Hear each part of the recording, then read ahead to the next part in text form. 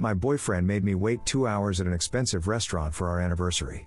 When he finally arrived with his friends, he loudly said, "See, told you she'd still be here like a pathetic puppy." They all laughed. We'd been together 3 years, and I'd just paid off his car loan. I smiled, ordered another drink. This morning, my phone shows 78 missed calls, and his belongings are in garbage bags at the dump. I keep staring at my phone, watching the number of missed calls climb higher. The last time I checked, the count stood at 78. Each notification feels like a small victory, each panicked voicemail like sweet vindication. 3 years of my life, thousands of dollars in support, and countless moments of looking the other way, all of it crystallized into this moment of reckoning. Randy and I met during what should have been one of the most stressful weeks of my life. My upstairs neighbor had apparently decided that turning on a bathtub and then leaving for the weekend was a brilliant idea. I came home from work on a Friday to find water pouring through my ceiling, my furniture soaked, and my carefully curated apartment utterly ruined. I remember standing in the doorway, staring at the indoor waterfall that used to be my living room, and just feeling numb. My brother Jacob took me in while the apartment management arranged repairs, promising it would only take a few days.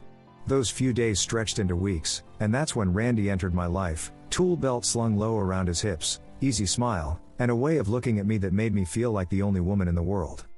"Looks like you've got some serious water damage in these walls," he said, running his fingers along the soggy drywall. "Might take a bit longer than they told you." I sighed, pushing my hair back from my face. "Of course it will."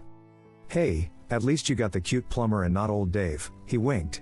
"That guy smells like cigarettes and regret." I couldn't help but laugh, and something about that moment, standing in my ruined apartment with this stranger who could make me smile despite everything, felt like fate. Looking back now, I wonder if that was the first red flag I missed, how he kept finding new problems every time he came to work on my place. What should have been a 2-week repair stretched into almost a month, and with each visit, Randy stayed a little longer, talked a little more. "You know, you're really easy to talk to," he told me on his last day. "Most people just hover around making sure I don't steal anything." "Well, the TV's already water damaged, so you're welcome to it," I joked. He laughed, then paused, seeming suddenly nervous. "Listen, I don't usually do this with clients, but would you want to grab coffee sometime? When I'm not, covered in drywall dust." I said yes without hesitation.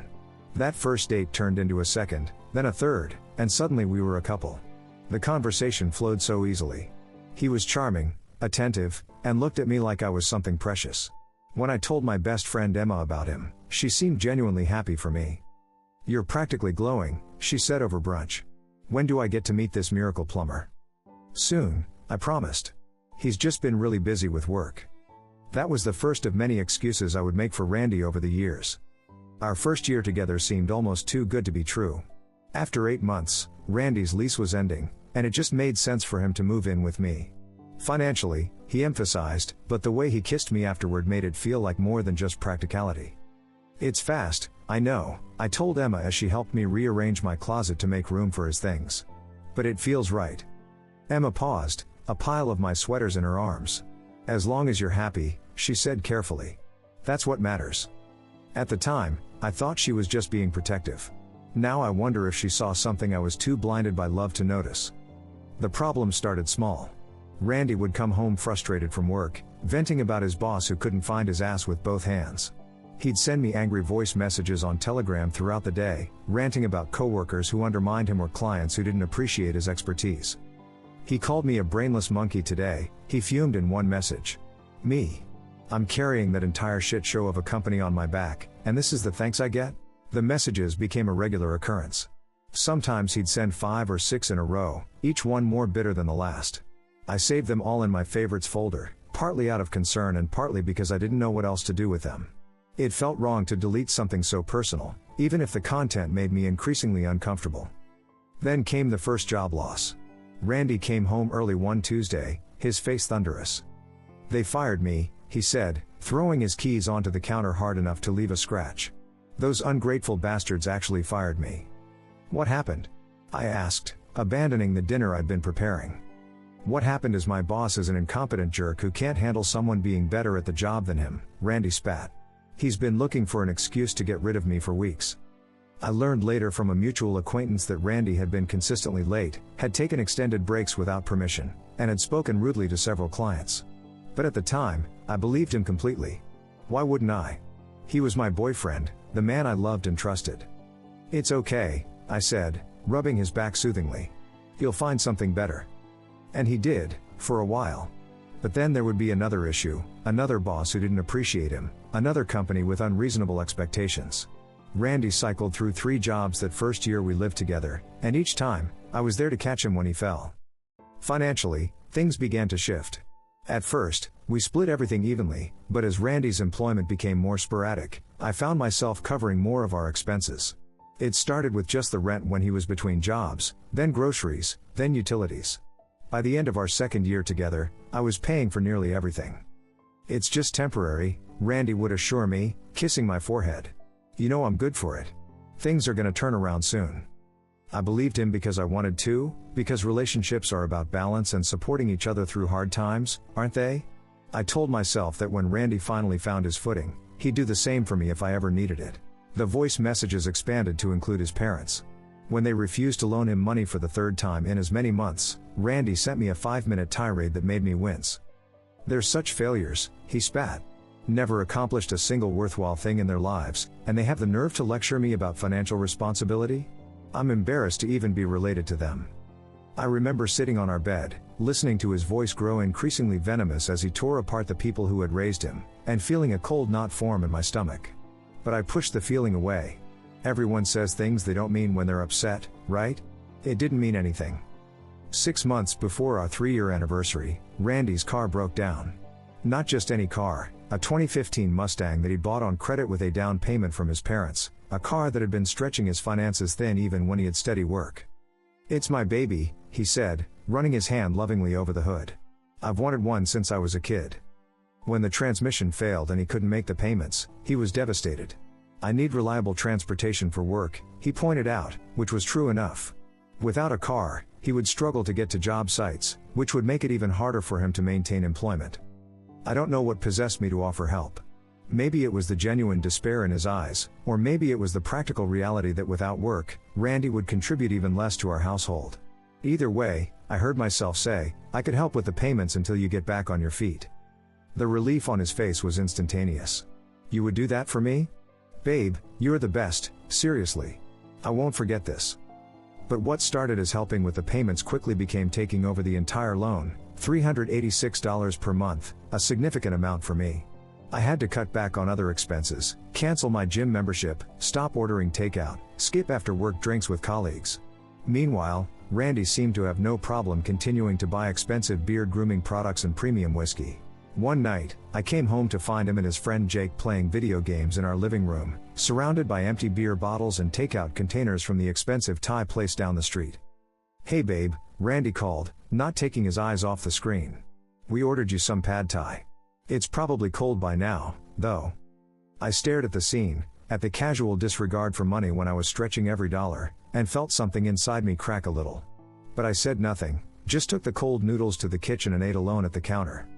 2 weeks before our anniversary, I made the final payment on Randy's car loan. It had taken every spare cent I had, but it was done. I wanted to surprise him, to see his face light up with that boyish joy that had made me fall for him in the first place.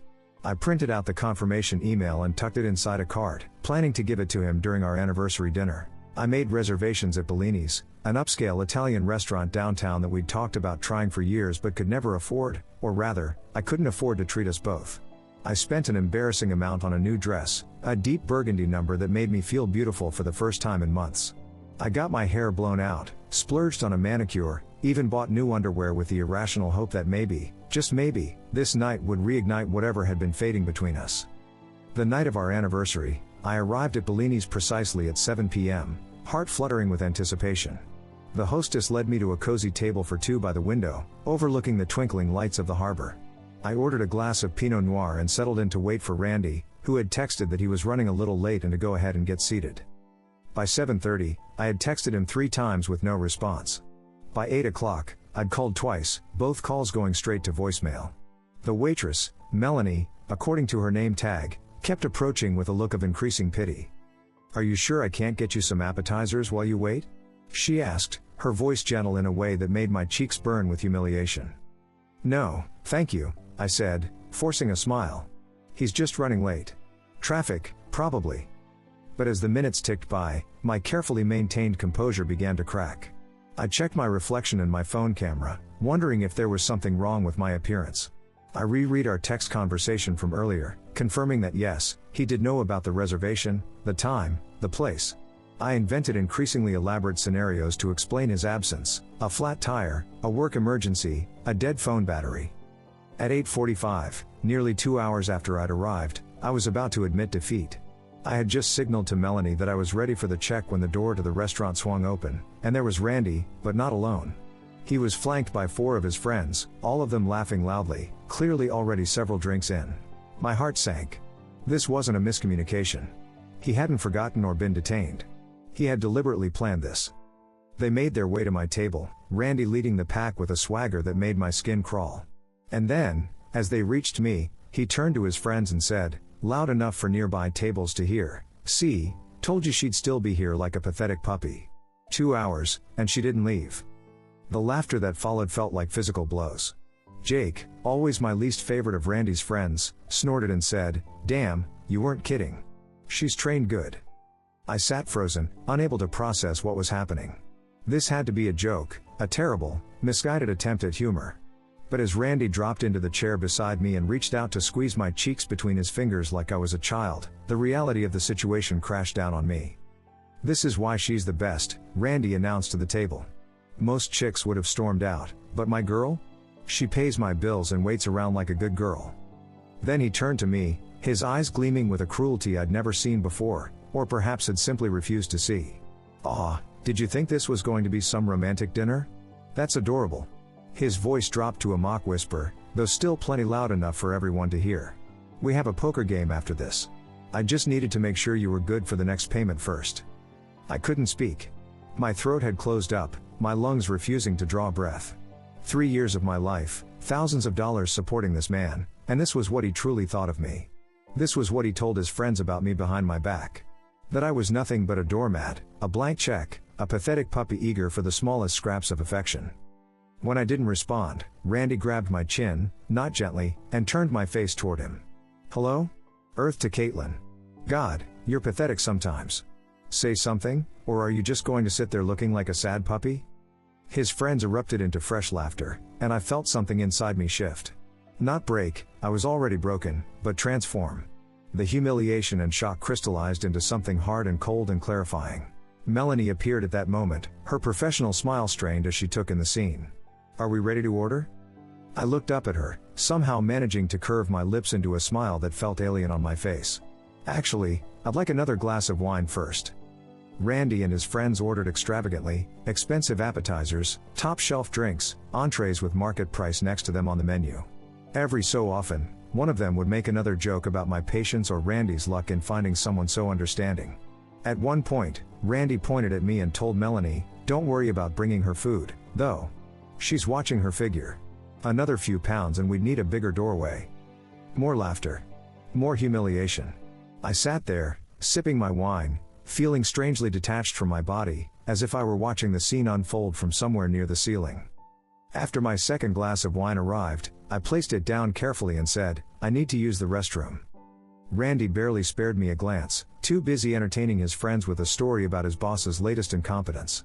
I walked to the bathroom on legs that felt like they belonged to someone else, pushed open the heavy door, and stood before the mirror. The woman staring back at me was unrecognizable.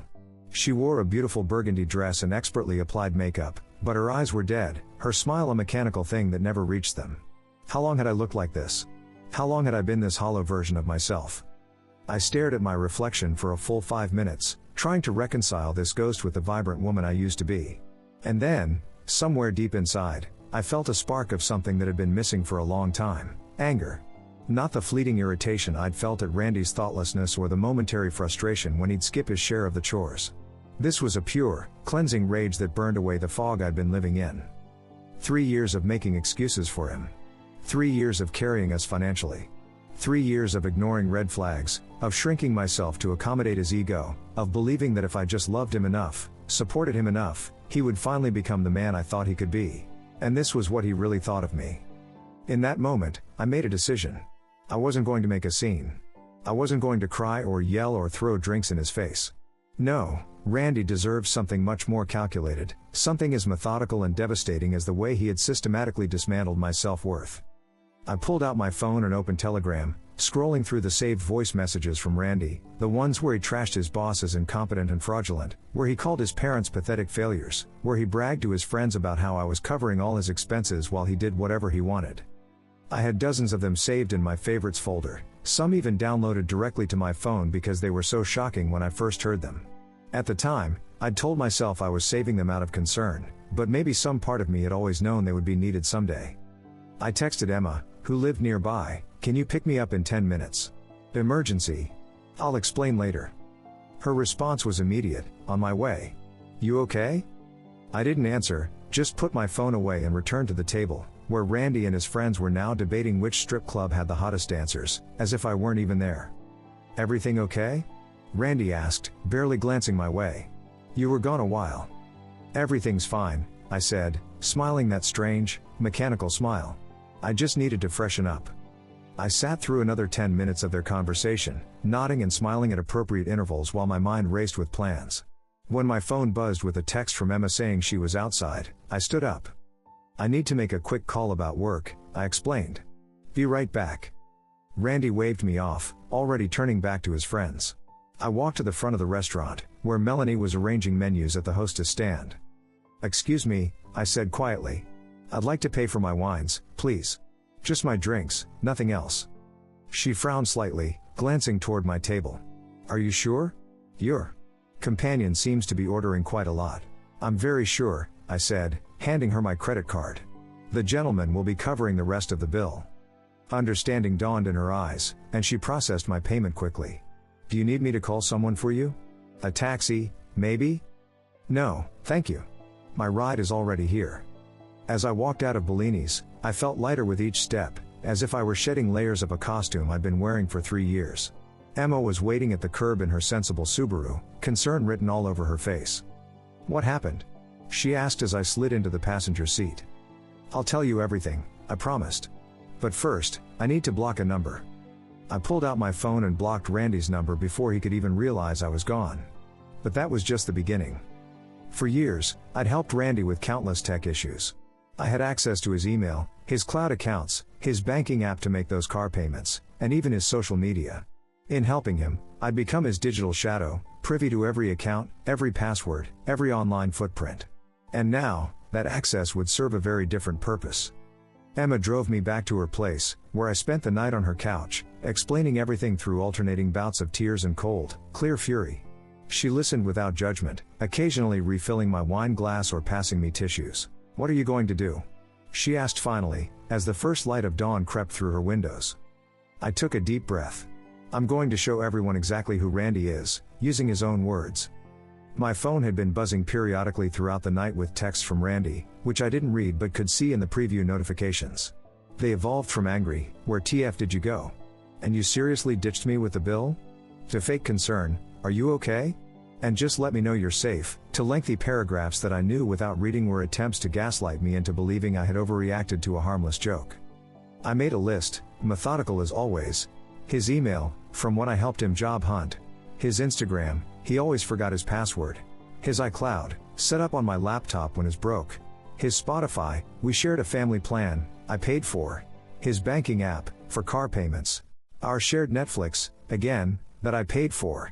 As I wrote it all down, I realized the sheer insanity of how completely Randy had intertwined his digital life with mine, how casually he had handed over the keys to his entire online existence. It gave me a strange sense of power, a feeling of control that had been missing from our relationship for far too long. I started with the car. I logged into his banking app and saw that the final payment I had made just days earlier was still processing. It hadn't fully cleared yet. I immediately called the bank's customer service. "I need to cancel a payment due to fraud," I explained to the representative, a kind-voiced woman named Tara. "I'm sorry to hear that," Tara said.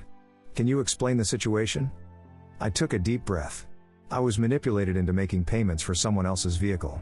I was led to believe we were building a future together, but I've recently discovered that was a lie.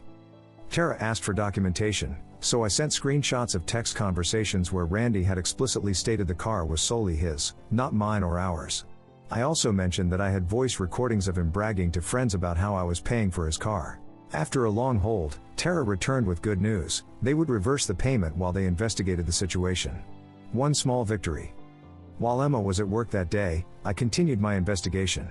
I wasn't planning anything malicious at first, I just wanted to know if there was anything else I should know about the man I had spent 3 years with.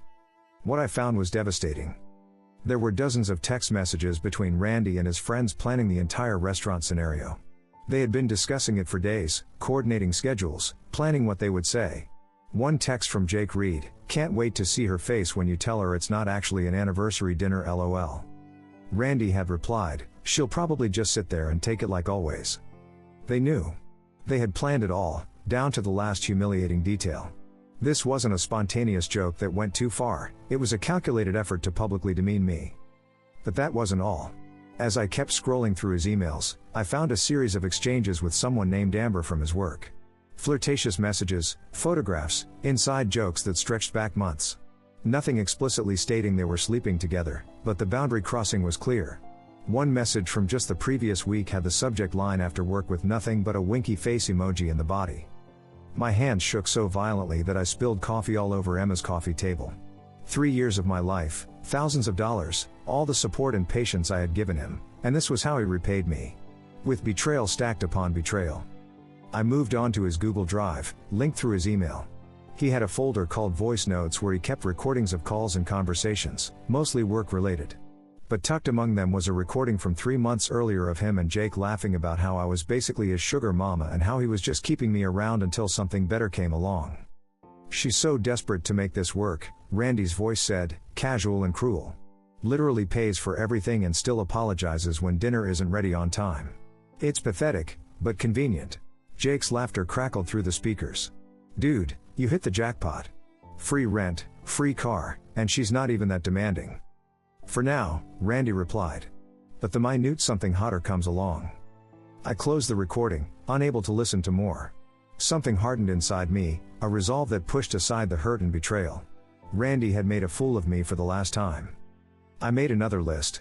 Send voice clips to his boss, the ones where he calls him an incompetent idiot. Send voice clips to his parents, where he calls them failures and pathetic. Cancel all shared subscriptions. Pack up his stuff. Change all my passwords and lock him out of my accounts. The voice messages were easy. I had them all saved in my Telegram favorites folder, some even downloaded to my phone.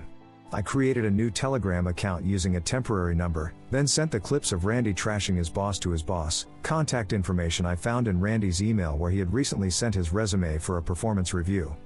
I did the same with his parents, sending them the clips where he called them pathetic failures and mocked them for not being successful enough. I didn't add any commentary, just sent the clips with a simple message: "Thought you should hear how Randy talks about you when you're not around." Next, I systematically went through all our shared accounts, Netflix, Spotify, the utilities in our apartment, and either changed the passwords or canceled them entirely. With each account I reclaimed, I felt a little more of my power returning. When I returned to our apartment the next day, I faced the hardest part: packing up Randy's things. He had been living with me for over 2 years, and his possessions had infiltrated every corner of my space. I started with his clothes, stuffing them unceremoniously into garbage bags without bothering to fold them, a small rebellion against years of doing his laundry. I was halfway through clearing out the bathroom when my doorbell rang. My heart leapt into my throat as I peered through the peephole to see Randy standing there, looking uncharacteristically disheveled, a bunch of wilting flowers clutched in his hand. I backed away from the door silently, sinking down against the wall in my hallway. He rang again and again, then started knocking, then calling my phone, which I had silenced. Finally, he resorted to shouting through the door. "I know you're in there, Caitlin. Stop being childish and talk to me like an adult. We need to discuss what happened. It was just a joke. Why are you overreacting like this?" After what felt like hours but was probably only 20 minutes, one of my neighbors must have threatened to call security, because Randy finally left, but not before sliding a note under my door that read, "We need to talk. I'm sorry about last night, it was supposed to be a joke. Please call me." A joke. Being publicly humiliated and degraded by the person who was supposed to love you was now a joke. The note only strengthened my resolve. I returned to packing with renewed determination. By evening, I had everything of Randy's in garbage bags by the door, 15 bags in total. 3 years of relationship reduced to 15 garbage bags of clothes, electronics, sports equipment, and the various detritus of a life shared. My phone pinged with an email notification from the bank. They had approved the payment reversal. The money for Randy's car, my money, would be returned to my account within 3 to 5 business days. I did a little victory dance right there in my living room, feeling truly happy for the first time in months.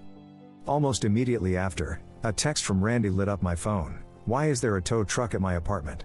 What did you do to my car?" I smiled and returned to my task. Later that evening, my phone exploded with notifications. Apparently, Randy's boss had received the voice clips and immediately called him in for a meeting. From the string of increasingly desperate texts Randy sent me, it hadn't gone well.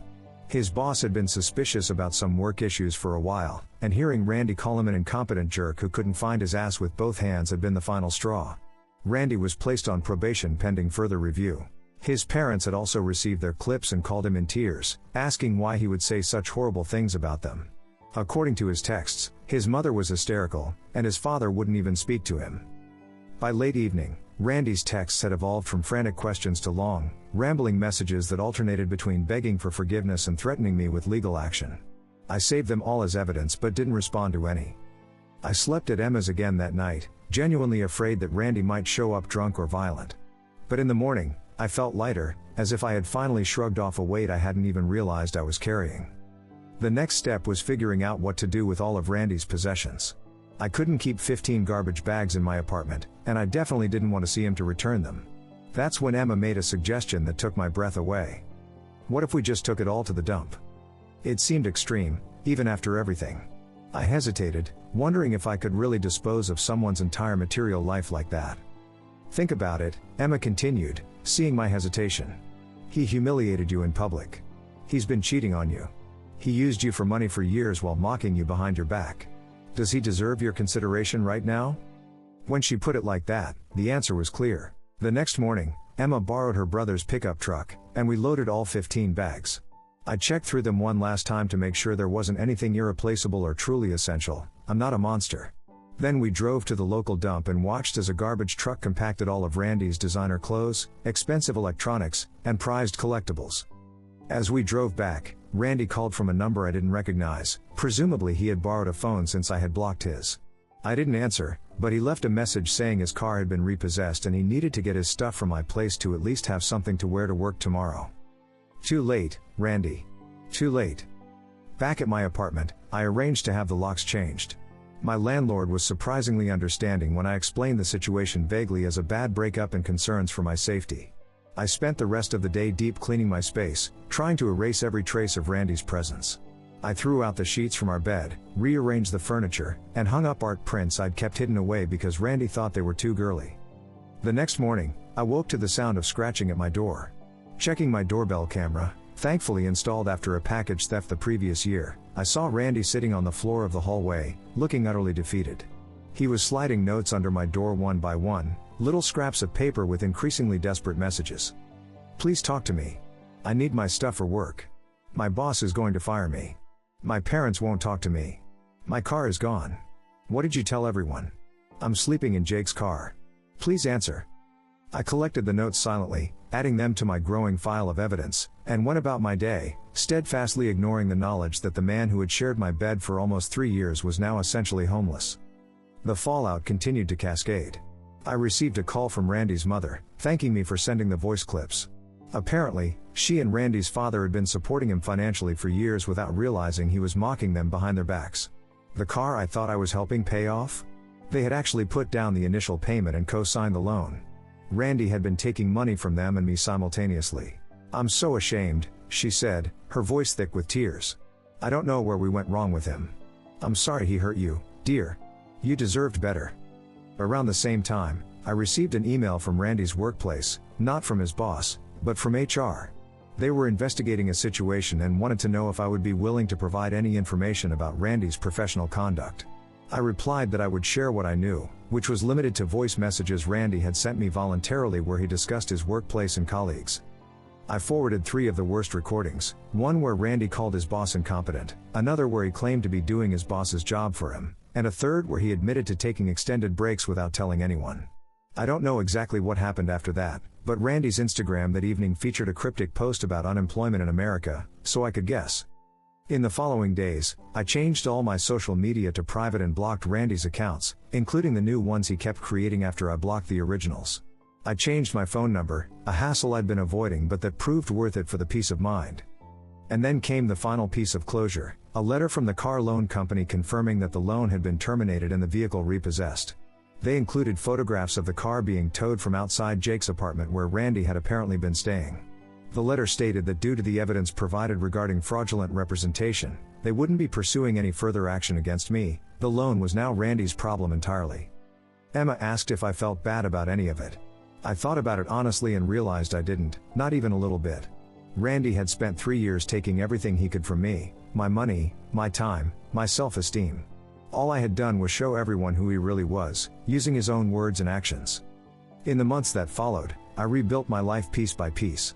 I moved to a new apartment across town, somewhere with no memories of Randy. I adopted a sassy tortoiseshell cat named Kami who hated men on principle but slept purring on my pillow every night.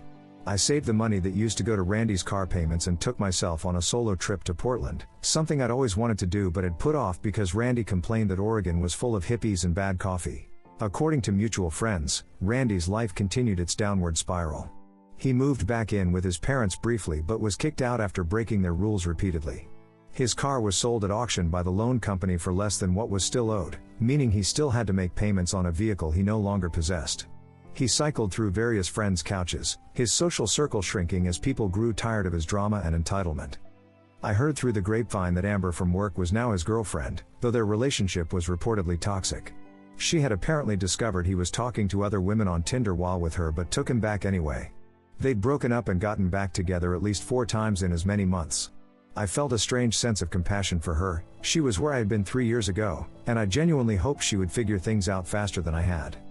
The strangest development came 3 months after the restaurant incident. Randy's brother, whom I'd only met twice during our relationship, reached out to me on Instagram. He apologized for his brother's behavior and then, incredibly, asked me out. I declined as politely as possible and blocked him too. Some people truly have no self-awareness. Out of curiosity, I sat down one day and calculated approximately how much I had spent on Randy over our 3 years together, between the car payments, covering rent when he was between jobs, paying for most of our dates, and various loans that were never repaid. The total came to over $30,000. That's a down payment on a house. I could have traveled the world. I could have paid off my student loans. Instead, I had funded the lifestyle of someone who called me a pathetic puppy to my face. When people ask me if I regret what I did, sending those voice clips, having his car repossessed, taking his belongings to the dump, I can honestly say no. I don't regret standing up for myself, not even for a second. Some might say I went too far, that I should have just walked away with my dignity intact. But after years of being manipulated and used, after having my kindness mistaken for weakness, I needed to reclaim my power. And in doing so, I discovered a strength in myself I never knew existed. I'm not the same person I was before I met Randy. I'm more cautious, certainly, but also more confident. I've learned to recognize red flags instead of making excuses for them. I've learned that supporting someone doesn't mean sacrificing your own well-being. Most importantly, I've learned that when someone shows you who they are, believe them the first time. And if they call you a pathetic puppy, take their car and dump their stuff at the local landfill. That's just a joke, of course. Mostly.